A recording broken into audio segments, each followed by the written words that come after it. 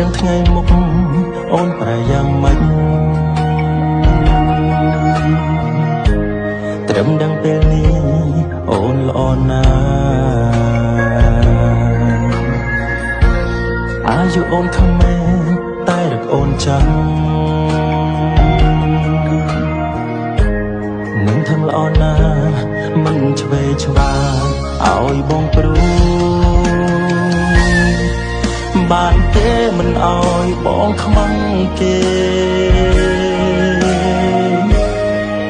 បានទេកុំឲ្យអ្នកផ្សេងមើលងាយបានទេធ្វើជាមិនល្អរបស់កូនបានទេបងសូមពំនឹង